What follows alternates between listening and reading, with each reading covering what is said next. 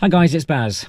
Now lots of people have problems when it comes to reverse bay parking, especially at a shopping centre or maybe onto their driveway.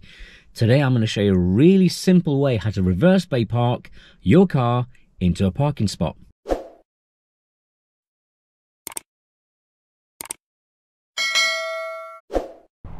So first of all, let's actually look at how to do a left reverse bay park by driving forward into the middle, counting the third line and then reversing into the bay this way. Okay, so we'll look at a left reverse bay park.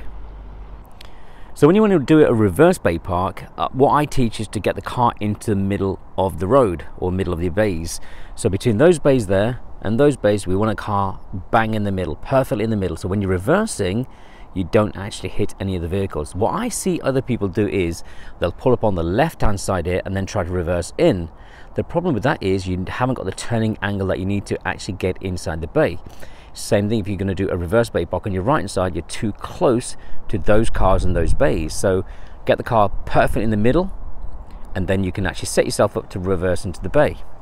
What you then need to do is actually pick your bay that you want to reverse. In this instance, we're going to use the bay I'm already parked in. That's going to be our bay. So once you're in the middle of the road, you're going to get yourself lined up with the third line from your bay. That's your bay. That is line number 1. That's line number 2. And that will be line number 3. So you're going to get that third line lined up roughly about the middle of your door position. So we will drive forwards up to your third line. So that'll be line 1. This will be line 2. And this will be line 3. So you normally line up roughly about here. So the first thing you need to do when it comes to bay parking is get the car into the middle of the road, between the bays on the left and the right hand side. So let's get that position sorted out first of all. Clutch is down, I don't need any more power, so I can gently brake to a stop.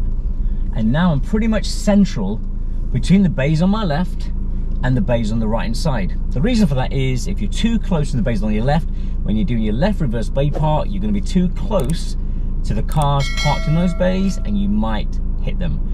Same thing on the other side as well. If you're too close to the bays on the right hand side, when you do your left turn, the front of the car swings out and it could hit those cars there.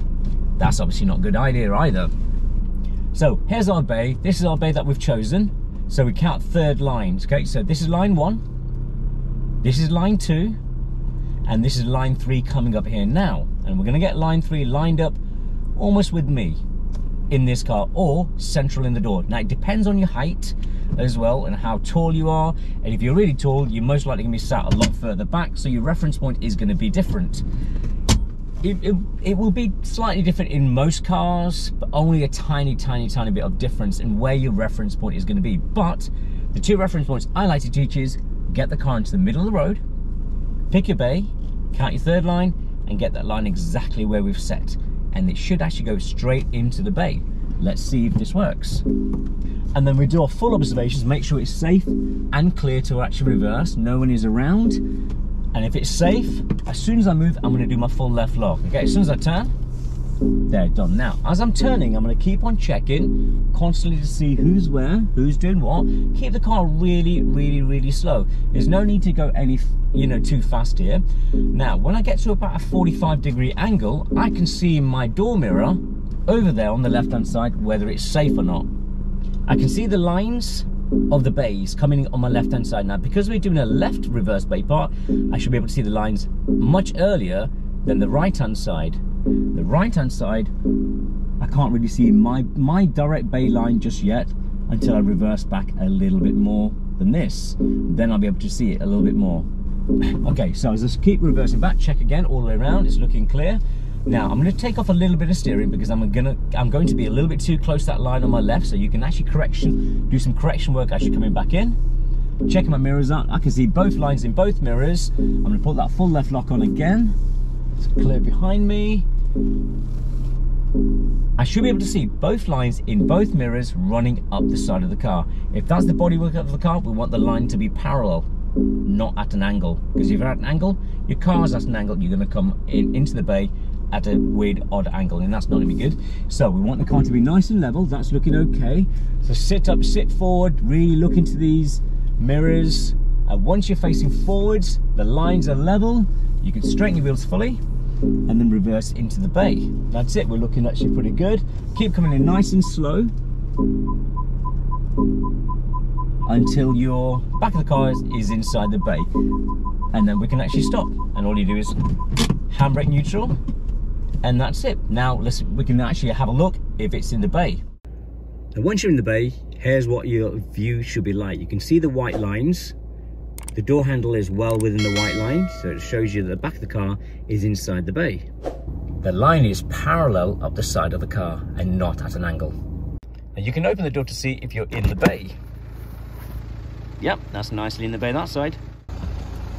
And there's the line, running nicely parallel up the side of the car.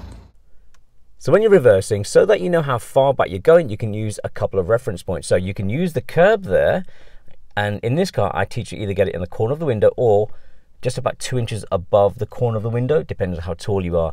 Once you get to that stage, stop the car.